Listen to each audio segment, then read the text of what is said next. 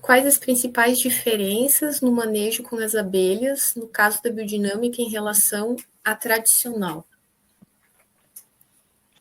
Então, as principais diferenças, tem algumas mais em detalhe, né? Mas assim, tem tanto assim o lance do tratamento da madeira, né, das colmeias, né, que idealmente na biodinâmica a gente até está buscando colmeias alternativas, né? Tem um parceiro que trabalha muito forte com abelhas em tora, né, que é um resgate de uma tradição do leste europeu, né, que aí é uma morada muito mais adequada para elas. Eu estou fazendo umas experiências com caixas estavadas, mas enfim, uma primeira diferença seria isso. Nas caixas convencionais, né, o pessoal sempre está usando normalmente tintas químicas, né? E aí tanto o orgânico quanto o biodinâmico não permitem, porque, enfim, né, é um químico que não é natural, então o tratamento das caixas vão se dar por maneiras naturais, né? Seja com algum tipo de óleo, seja com a própria cera da abelha, seja com própolis. Tem a técnica japonesa que o pessoal carboniza, né, a madeira, mas enfim, se dá para algum tratamento natural. Mas do manejo em si, a gente gosta de falar assim que os melhores apicultores, quem mais sabem, são as abelhas. Então a gente já trabalha a partir de um manejo mínimo no ninho. Então, essa história de alimentação artificial com açúcar já cai fora, né? Porque açúcar e também os complementos proteicos, né? Pessoal, assim, tanto para recuperar ou para fortalecer ou para preparar um enxame para uma florada, eles alimentam com açúcar ou proteína de soja, né, para fazer a substituição do pólen. Só que assim, né, trocar o néctar, que é assim das coisas mais sublimes do reino vegetal, pelo açúcar, que é uma coisa já super processada, né, uma planta que não tem origem floral, é assim quase que um crime, né, com as abelhas, assim, porque elas vão metabolizar, né, às vezes melhor, às vezes pior, vão até, tem gente que come mel de açúcar, né, mas isso já é outra história, mas mesmo assim, né, abelhas que estão se acostumando ano após ano, né, geração após geração, de estar se alimentando com açúcar e não com néctar, com certeza está transformando todo o ser abelha. Então, essa é um ponto fundamental.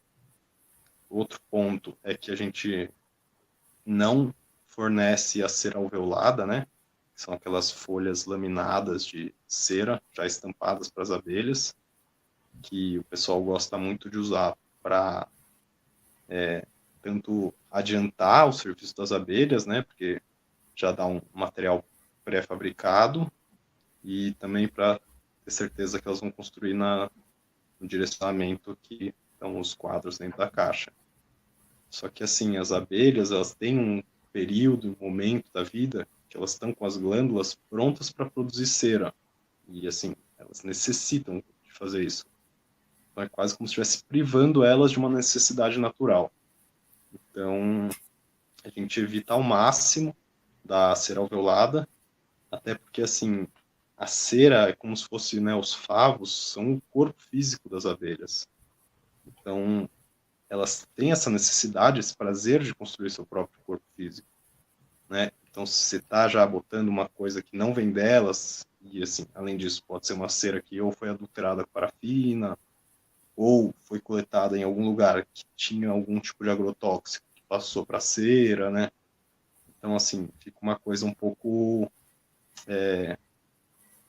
trazendo de fora, como se fosse um transplante de órgãos, assim, né? Então, esse é um manejo que a gente evita também. A mesma coisa com essa troca que eu estava falando de rainha, né? A gente deixa as abelhas fazerem sua sucessão natural de rainhas, elas sabem quando é o momento de fazer a troca de rainha. E também a enxameação, né? Que dentro da cultura convencional, a enxameação ela é tida como assim uma coisa terrível, porque o que a rainha vai embora com às vezes até quase metade das abelhas fêmeas, das operárias. Então isso vai fazer o que o que sobrou vai se tornar um enxame mais fraco, vai demorar mais tempo para recuperar a quantidade de abelha, vai demorar mais para conseguir colher a quantidade de mel. Então, assim, na cultura convencional, se evita ao máximo enxameação. Então, ou seja, sempre que se vê uma realeira, né, que é o caso do linho de uma nova rainha, se destrói essa realeira, né, os próprios, quando se vê o zangão dos quadros também, que é o macho, né, tiram os zangões para tentar sempre evitar enxameação. Mas se olhar para um lado mais sutil, né, a enxameação, na verdade, é como se fosse uma morte e renascimento do ser abelha. Porque dentro da natureza, todo ser, né, todo animal, todo ser precisa passar, né, pela vida, né, juventude, envelhecimento, a morte, para depois reencarnar.